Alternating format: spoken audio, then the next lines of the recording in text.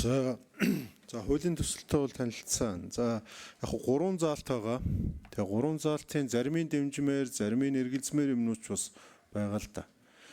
Тэгээ хууль санаачлагчийн зүгээс 300 тэрбум тэнд яамныхан 1.1 их найд гээд ингээ ярихаар чи энэ хоёрын хооронд ч асар их зөрүү шүү дээ. Ийм их зөрүүтэй юмыг бид одоо ер нь яах ёстой. За яг агуулгын хувьд бол одоо нийгмийн даатгалын шимтгэлийг бууруул гэдэг ийм нийгмийн шахалт бол асар өндөр байна. Сая би ингээл тэтгэврийн хүү ярьж байна. Одоо цалингийн хүү, зээлийн хүү. Бид ингээд бизнес эрхлэгчд иргэд дээр очиж байгаа энэ дарамтыг бол зайлшгүй одоо бууруулахын төлөө бол явах нь зүйтэй гэж ингэж бодож байна. Зүйтэй гэж бодож байна. Тэгээ ингээ хэл зэвсгийн дэмжээд ингээ явсны ард дээр одоо 1.1 юм уу 300 тэрбум юм уу гэдгийг бид ингээд бас маш сайн судлах хэрэгтэй болж байна л да. За эндээс яг би бол хууль санаачлагчдын зүгээс жишээ нь хөдөлмөрийн гэрээгээс нийгмийн даатгал авдаггүй бай, хоол унаанаас авдаггүй бай гэдэг. Энэ хоол унааг нь бол би сайн санаж байна. Нийгмийн даатгалын багц хуулийг батлах үеэр нөгөө энэ зүгтах юм болоо явчихдаг. Тийм учраас авахгүй бол болохгүй гэд ингээд тал талаас нь ярьж байгаа л хуучнаар нь явцсан юм байна. Тийм ээ. Тэгэхээр яг ер нь бид бас энэ сонголтыг үлдээж болох уу? Ялангуяа сүүлийн 5 жилдээ одоо нийгмийн даатгалын шимтгэл төлөө явж байгаа хүн бол аль болох л ахуй төлж, аль болох л одоо яг ариун зай гишүүний ярьдаг шиг тэр хөлбөр рүү явдаг шүү дээ. Тийм ээ. Тэгэхээр нэг бол хаагаад нэг бол нэг биш. Бас нэг сонголтыг нь өгөөд ингээд явах хөлбөр бас байж болох уу? Тэгээ хууль санаачлагч нар энэ хууль санаачлагчийн ард ажилласан тэр хүмүүс ямар тооцоололоор 300 гэж гаргасан. Ямар тооцоололоор одоо 1.1 гэж. Чи 800 тэрбум төгрөгийн зөрүү гэдэг чи асар их мөнгө шүү дээ. Хэдүүлээ ингээд маш сайхан ингээд баталцдаг 800 тэрбум чинь татвар төлөгчдөөс хүрээд ирнэ шүү дээ. Татаас өгөх болно. Тэгэхээр их зөв учрыг нь олж хэдүүлээ энэ нийгмийн даатгал гэдэг бол их эмзэг сэдв юм билий дээ. Бас яаж хүндэх үү гэдэг. Би бол зарчмын хувьд их хурлын гишүүд бол сая миний хэлдэг энэ зээлийн хүү, энэ нийгмийн даатгал, энэ татварыг бууруулах гээд аль болох иргэд аж ахуй нэгжүүдийн энэ санхүүгийн дарамтыг багасгах тал дээр ингэж одоо санаачлагтай ажиллах нь бол би зүйтэй. Тэм учраас хэлц хэсгийг нь бол дэмжиж явах нь зөв гэж харж. Тэгээд тэрэн дээрээ юмаа нийлүүлье. Судалгаагаа хий гэсэн ийм одоо тооцоо л. Тэгэхээр энэ дээр би нэг та хэд маань 2 тоо ингэж хэлээд байгаа. Энэ ч ямар нэг байдал тоглож байгаа шүү дээ. Энэ тооцоо хийж байгаа хүн тэн яам дээр тооцоо хийж байгаа 2 хүн хоёр талаасаа суугаад тэр баг нь суугаад яг юун дээр бид алдаад байгаа. Аль нь зөв бодоод байгаа юм чи. Аль нэг За төвшин гишүүн түрүү нөгөө ажлын хэсэг бас ажилласан уу гэдэгтэй л адилхан л одоо юу юм те. За төвшин гишүүн тооцоо бүх судалгаа бүгдээрийн албан ёсоор нийгмийн даатгалын ерөнхий газар болон статистикадаас албан ёсоор авсан тооцоолууд дээр бүх тооцоолол хийгдсэн буюу 2024 оны хамгийн өндөр тоон дээр суурилагдсан байна. Тэгэхээр энэ тоо статистикийг манай одоо 4-5 дахь микрофоноор сууж байгаа хуульч эдийн засгч хоёр яг үндсэн суур авсан тооцоо хийсэн тооцоонуудыг нэг ярьж тайлбарлаж байгаа. За 5 дахь микрофон нэрээ хэлээд. Хоёрыг эдийн засгч. Сая төвшин гишүүнийг хэлсэнчлэн манайх 300 тэрбумуудыг тооцоолыг нийгмийн даатгалын ерөнхий газараас ирүүлсэн юун дээр лавлагаан дээр үндэслээд мэдээлэлүүдээр үндэслээд хийсэн.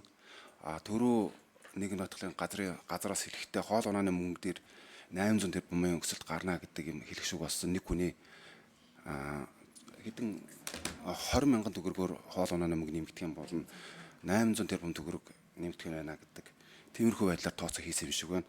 Манайх бол яг тодорхой нийлбэр өсөлтийн аргаар cost benefit анализ болон загварчлуудыг ашиглацсныхын дагуу хийсэн байгаа. Зүгээр нь огцом шокийн өсөлт нэг юмнаас нөгөө рүү шилжинэ гэдэг тэр өсөлтийг хийгээгүй.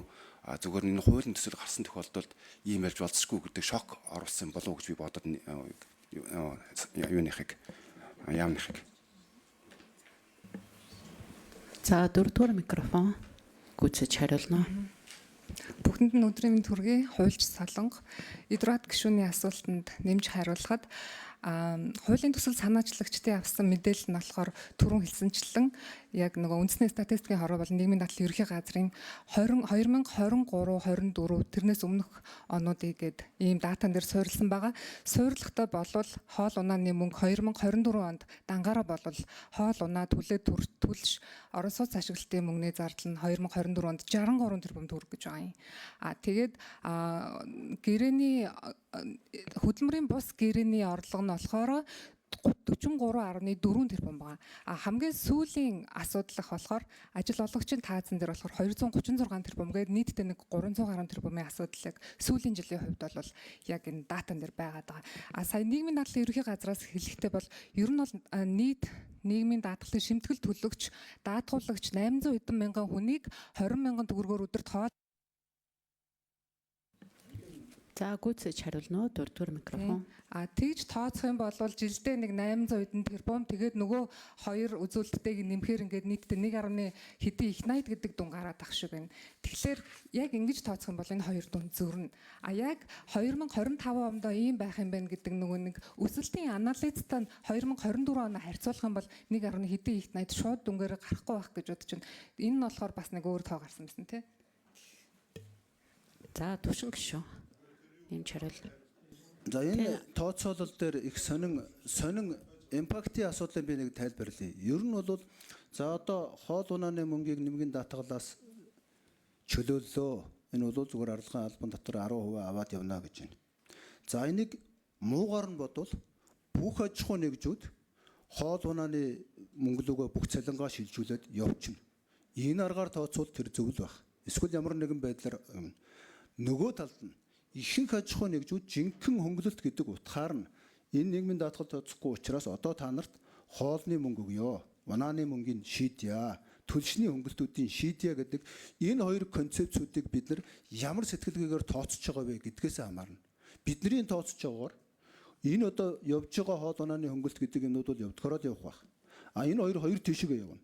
Тэгэхээр хамгийн муу тооцоолол буюу одоо тэр бүгдээрээ зугтаана гэдэг ойлгоц бол эдийн засаг муу буюу жижиг дунд одоо таархан газар ихэнх нөгөө эрэг зам буюу энэ одоо цалингаа нэмэх хөнгөлөлтийг боддогоор боломж өгдөг шүү. За сангийн агмын төлөөлөл ирсэн байна. 8 дугаар микрофон. Содном Даржаа. За сангийн ам хариулна уу? За хуультай холбоотой тооцоонууд гарсан уу? Энэ тооцооллуудыг хийсэн үү? Энэ тал дээр. За сайн байна уу? Би сангийн амны зарлагын хэлтсийн шинжээс Содном Даржаа. За тэгээ хуулийн төсөлтэй холбоотойгоор ерөнхийдөө тооцоол зүйлүүдийг манай яам дээр хийсэн. За нэг талаасаа хуулийн төсөл төр туссан асуудлууд бол одоо иргэдэд ирж байгаа энэ нийгмийн даатгалын шимтгэлийн дарамтыг бууруулах сайн талтай байдгийг яг өнөөгийн нөхцөл байдалд бол нийгмийн даатгалын сан өөрөө одоо нийгмийн даатгалын ерөнхий хууль дээр заасан санхүүгийн хувьд бие даасан хараат бус байх тийм одоо зарчмыг хэрэгжүүлж чадахгүй нөхцөл байдалд аль хэдийн хүрчгээд байгаа. За тэрийг яагаад тэгжилж байгаа гэхээр нийгмийн даатгалын сангийн 2025 оны төсвийн тухай хууль дээр За гүйцэж хариулна уу? За 8 дугаар микрофон. улсын төсвөөс 1,452 тэрбум төгрөгийн одоо шилжүүлэг авахар байгаа. За энд юу байна гэхээр яг хуулийн дагуу одоо улсын төсвөөс олохоор заасан шимтгэлийн зардлууд за улсын төсвөөс даахаар хуульчилсан цэргийн тэтгэврэх мэтчлэн зардлууд байгаагаас гадна сангийн яг цэвэр алдагдaltaй холбоотой 700 тэрбум төгрөгийг олохоор байгаа. За юу гэдэг цаашид ингээд нийгмийн даатгалын хуульд орлого буурах, зардал нэмэгдүүлэх ийм асуудлуудыг тусгаад явбал эргээд сангийн алдагдал маань тэр хэмжээгээр нэмэгдээл явна. За яг одоо байгаа хуулийн хүрээнд бол нийгмийн даатгалын сангийн зардал за жилд одоо инфляцийн түвшинтэй уялдуулаад 500-аас 600 тэрбум төгрөг зарлах нь цэвэр нэмэгдэхээр байгаа. За түүнээс гадна одоо хүний тооны өсөлттэй холбоотойгоор сангийн зарлагынхаа за ойролцоогоор 3 орчим хувиар зардал нь зөвхөн нэг талтай өсгөр гэтэл За гүйцэж хариулна уу? орлогын өсөлтийн тооцох юм бол яг энэ зарлагын өсөлтийг гүйцэхүүц хэмжээнд одоо зардлаа санхүүжүүлж чадахгүй хэмжээнд хүрчихсэн.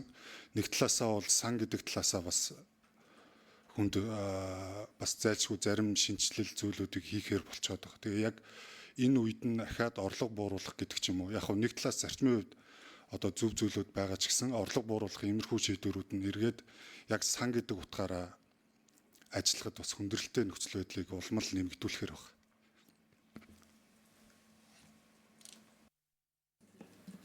Харин тийм за төрөт гişүү.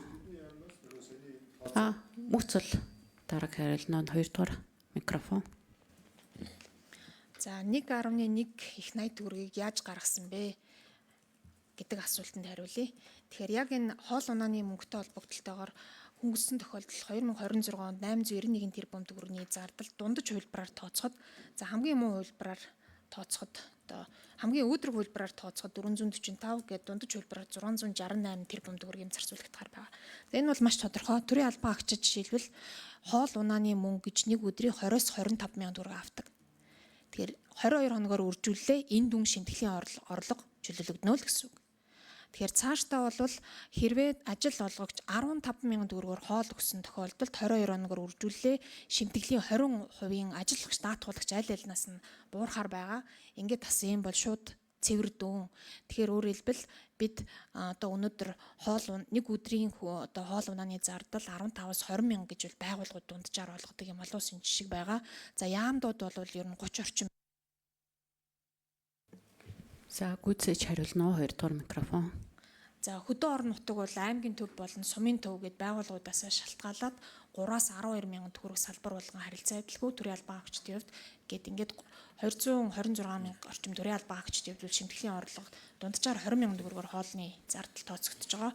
За хувийн хвшлийн хувьд бол харилцаа адилгүй байгаа. Тэгэхээр Улаанбаатар хот хөдөөд бол ингээд хоолны зардлыг 15 мянган төгрөгөөр тооцоход 668.8 тэрбум төгрөг бол яг шимтгэлийн орлого бас хасагдах юм төлөвлөгөөтэй байгаа. Тэгээд яг уу манай байгууллагуудаас мэдээлэл өгтөө цалин үсний орлогын бүрэлдэхүүнийг ажлын хэсэг шинжилт бас нийгмийн даатгалын байгууллага өөгүй байж болцшгүй. Тэгээд энэ мэдээллүүд бас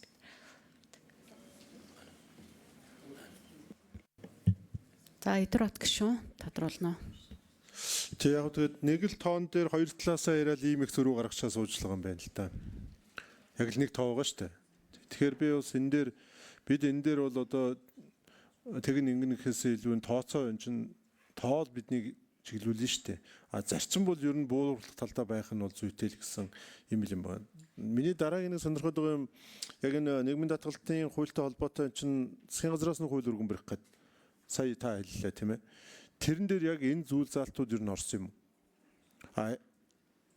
Хэрвээ тэр хуулийн төсөл дээр энэ нийгмийн даатгалын шимтгэлийн энэ одоо дарамтыг ямар нэгэн хэмжээгээр бууруулах гэдэг юм уу те. Тэр даатгуулагчийн эрх ашигыг хангасан тийм одоо ямар зүйл заалтууд бас тэрэн дээр тусгагдаад одоо явж байгаа. Тэгээ одоо хууль зүйн яамнаас бол үзүүл баримтлал дээр нь бас санал авах юм биш үү гэж ойлголоо. Тэр энэ хоёрын хувьд энэ хоёр хуулийн хувьд ямархуу зөрүүтэй агуулгууд тэн дотор байгаа. Ижил юм байгаа мó. За мөхцөл дарга хариулна 2 дугаар микрофон. За засгийн газраас өргөн барьсан нийгмийн даатгалын багц хуулийн нэмэлт өөрчлөлтөнд шимтгэлийн хувь хэмжээг нэмэгдүүлэх агуулга бол байхгүй. За аль болох ажил олгогч даатгуулагчид ногдуулж байгаа. Ялангуяа ажил олгогч жижиг дунд ажил олгогчид ногдож байгаа нийгмийн даатгалын шимтгэлийг бууруулахыг бол үндсэн зорилго болгож байгаа. Гэхдээ ажилгчийн шимтгэлийг нэгтлийг хэд бууруулснаар тэтгэврт гарахад бэлдсэн болон тэтгэврт гарахаар хүлээж байгаа олон жил хэлсэн даатгуулагчийн авах тэтгэврийн хэмжээнд бууралт буюу сөрөг нөлөө үзүүлэхгүй байхаар энэ одоо мэргэжлийн одоо техник үзүүлэлтүүдийг оруулж байгаа. За хэрвээ бид нар энэ хуулийг батлах одоо хоол унаанаас зардал авахгүй гэхэд төрийн албан агчийн хувьд бол 30 мянган төгрөгөөр жишээлбэл яамны нэг албан агч 30 хоног гэж бодоход 900 мянган төгрөгийн цалингийн бүрэлдэхүүнээс хасагдана. Тэгэхээр тэр хүний өөрөөр хэлбэл тэтгэвэр бодох цалингийн тэр дундаж дүн болвол огцон буурнаа гэсэн үг. Ийм нөлөөллүүд байгаа учраас энэ тооцооллыг бас ажлын хэсгийн дагаа манай яамнаас бол давхар сууж ажиллах бололцоотой. За засгийн газраас өргөн барьсан хуулийн хувьд бол үзэл баримтлалын үед бол ажилгчид ногдох шин. За гүйцэгээд хариулна 2 дугаар микрофон. Засгийн засгийн газраас өргөн барихаар төлөвлөсөн хуулийн дээр бол ажилгчид ногдох шинтгэлийн ачааллыг аль болохоор бууруулах чиглэл баримтлах бас тийм үзэл баримтал байгаа учраас хоёр хууль улсын хурлаас хилцэхээр дэмжигдсэн тохиолдолд тухайн үед нь бас энэ зөрүүтэй зохицуулалтын заалтуудыг бас нэгтгэсэн байдлаар авч үзэх хуулбар байж болох байхаа гэж үзэж байна. За Идэрот гишүүн дахиад тодруулаа. Тэг яг уу энэ хуулийн төслүүдээр ажилласан багийнхаа ингээ хоёр талаас нь тооцоо юм дээр нэлээд маш сайн суухгүй бол бид нэр энд ингээд дэмжих шиг амарх юм байхгүй шүү дээ. А гэхдээ нөгөө бидэнд бас нэг гашуун түүхүүд байгаа. Жишээ нь одоо хүртэл шийдэгдээгүй асуудал нөгөө малчтын нийгмийн даатгалын шимтгэлийн асуудал. Даана гэж хэлсэн. Хууль гаргацсан бүр. Тэгээ даах гэхээр сан даахгүй. Тэгээ одоо малчтын өмнө бол очиод хууль чинь гарцсан өнөөхөө яаваа гэхээр гэхдээ одоо тэгээд тоол одоо эцсийн дүндээ үннийг л хэлнэ шүү дээ. Тэгэл одоо ингээд боломжгүй байна, журам нь гараагүй байна гэл ингээд аргалал одоо худлаа ярил яваад байгаа шүү дээ. Ер нь яг үнэндээ бол. Тэгэхээр нөгөө аливаа шийдвэр гарахтаа эрх зүйн үр дагавар ялангуяа төсөв мөнгөтэй холбоотой асуудал дээр бид нэг нухацтай хандах хэрэгтэй байна. Тэгэхээр яамч тэр 1.1.1 300 гэж ярьж байгаа энэ их зөрүүг л одоо би жоохон эмхлэхэл хэрэгтэй юм байна даа гэж бол биний хувьд бол бодогдлоо шүү. Ер нь бол эндээс. За баярлалаа. За Саран Чулуун гишүүн асуулт асууна. За эхлээд би нэг хэдэн тоо асууя гэж бодож байгаа. Ажлын хэсгээс